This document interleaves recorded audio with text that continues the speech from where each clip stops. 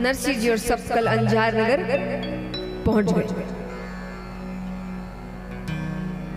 अब वो रात तो नरसिंह जी ने कैसे तैसे काट ली। सुबह सुबह नानी बाई को पता चलता है कि मेरे पिताजी आए हैं।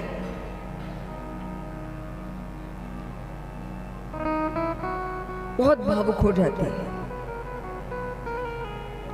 और एक बार धैर्य भी तो सोचिए, अद्भुत धैर्य है कि जब से उनका विवाह हुआ तब से उन्होंने नरसिंह जी को देखा ही नहीं। और एक होता है कि नहीं देख रहे हैं, आमने सामने नहीं मिले हैं, पर बातचीत हो रही, जैसे आज फोन है, हम किसी से सालों भी ना मिले पर फोन के माध्यम से एक संपर्क बना रहता है। और आजकल तो वीडियो कॉलिंग भी हो गई, देख भी लो। पर उस वक्त कुछ भी नहीं था। यहां तक कि अगर आप किसी को पत्र भी लिख रहे हैं तो उसको पहुंचने में भी 4-5 दिन लगते थे। गाड़ियां भी ऐसी नहीं थी कि वो कुछ घंटे में पहुंचा दे आपको, बैलगाड़ी से जाते थे। तो धैर्य सोचिए, कैसे तो वो खबर रखती थी अपने पिता की कि किसी को भेज दे, पता करते रहे, वहां से कोई आता हो तो वो हमेशा बताता रहे समय समय पर कई बार ऐसा होता था कि समय नहीं मिलता था सामने वाले व्यक्ति को, वो नहीं बता पाता था,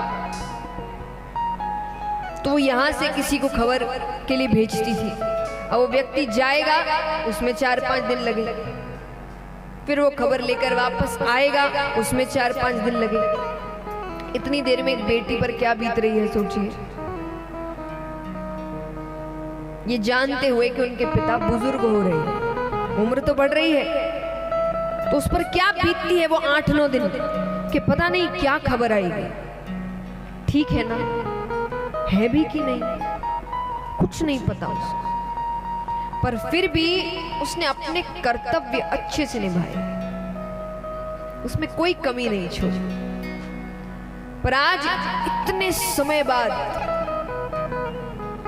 वो अपने पिताजी को देखने वाली है।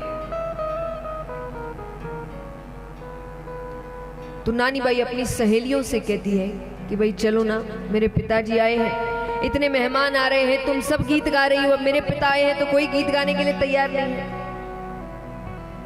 सबने मना कर दिया, सबको पता है वापसी कुछ मिलने वाला है। तब नानी बाई हाथ पांव जोड़ती है, 2 सहेलियां तैयार होती है, और वो भी ऐसा नहीं कि अच्छे से एहसान जताकर कि हम नहीं जाएंगे तो कौन जाएगा, चलो जल्दी जल्दी चलो, समय नहीं हमारे पास। ठीक है, जाते हैं। नानी बाई नरसिंह जी के पास आती है, बाप बेटी का मिलन होता है। नरसिंह जी कहते, बेटी तू कैसी है? बिल्कुल भी नहीं कहा कि मेरे ससुराल वाले मुझे मायरे के लिए परेशान करते हैं। पिताजी मैं तो बहुत सुखी हूं कि वो कुछ समय के लिए तो आया है, क्या परेशान करना। मैं हमेशा कहती हूं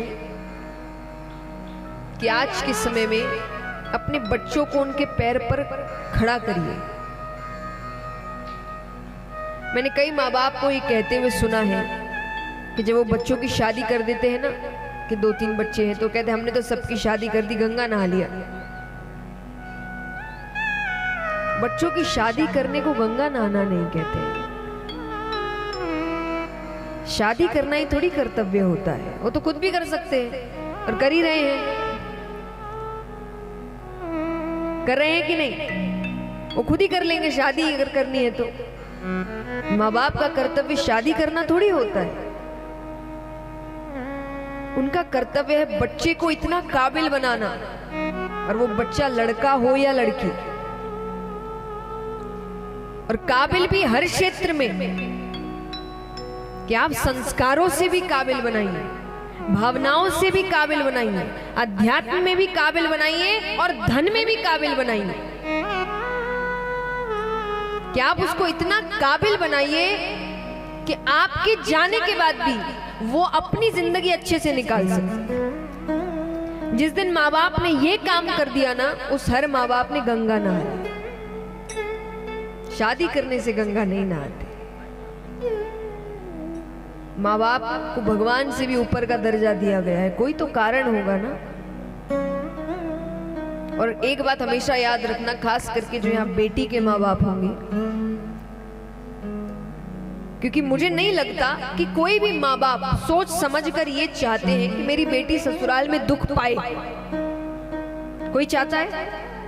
कोई नहीं चाहता। लेकिन याद रखना, अगर वो अपने पैरों पर खड़ी नहीं है तो उसके पास और कोई चारा नहीं है। क्या कर सकती है? निर्भर है,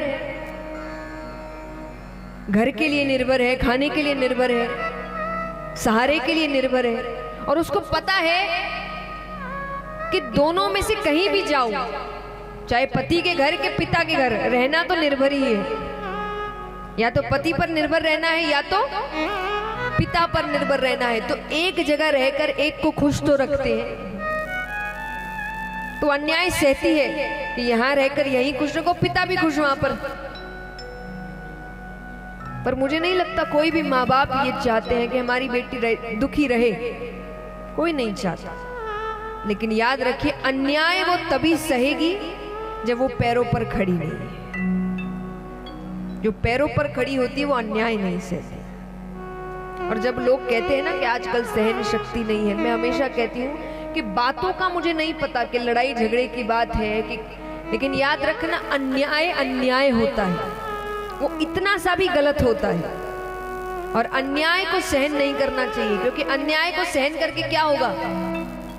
इंतजार किसका कर रहे हो? खबर आने का। क्या इतना सा तो है, इतना सा तो है, तो कब तक इंतजार करना है? कितना होने तक कि एक दिन आपको खबर ही मिलेगी कि सहन करते करते आज ये हो गया। फिर क्या कहते हैं? पहले नहीं बताई। पहले बताने पे कहते कि आजकल सहन शक्ति खत्म हो गई है। याद रखिए, अन्याय में सहन शक्ति नहीं होती। अन्याय तो इतना सा भी सहना गलत ही होता है। तो इसीलिए याद रखिएगा कि एक माँ बाप का फर्ज बनता है अपने बच्चों को उनके पैरों पर खड़ा करिए, काबिल बनाइए और अपने सामने बनाइए ना। क्योंकि दुनिया जितनी आपने देखी है किसी और ने नहीं देखी। आपको अच्छे से पता है कि आप जब तक हैं तब तक आप उनकी सहायता कर रहे हैं, उनको बचा रहे हैं। आपके जाने के बाद दुनिया ये काम नहीं करने वाली है। वो तो इतनी इतनी सी बात के लिए कहते ना कि राई का पहाड़ बनाना दुनिया ये करती है। गलती इतनी सी होगी, करके इतना दिखाएंगे। ऐसी है दुनिया। तो ये दुनिया को तो आप ज्यादा अच्छे से जानते हैं। तो आप चाहते हैं कि जिस दिन आप चले जाए वो खुद कुछ करने के काबिल ना हो कि अब क्या करें। अभी तक तो वो संभालते थे, अब तो अपने सामने उनको काबिल बनाइए। गलती करने दीजिए, खुद उठने दीजिए, खुद गिरने दीजिए। क्योंकि अभी तो आप हो ना, आपके सामने वो काबिल बन जाएंगे, फिर आप खुशी खुशी सोच सकेंगे अब जा सकते हैं, या वो अपनी जिंदगी निकाल लेगा अपने आप। तो माँ बाप का ये फर्ज होता है। याद रखिए, आप सिर्फ अपने बच्चे नहीं पाल रहे, आप आने वाली पीढ़ी पाल रहे हैं। आप जैसे एक एक घर में जो अपने बच्चों को आप संस्कार दे रहे हैं, वही आगे जाके समाज बनेगा और वही आगे जाके देश बनेगा। हमें लगता है हमारा तो घर है, हमारा तो घर है। अपने हिसाब से देखते हैं, आपका एक एक करते करते तो पूरा समाज बनता है।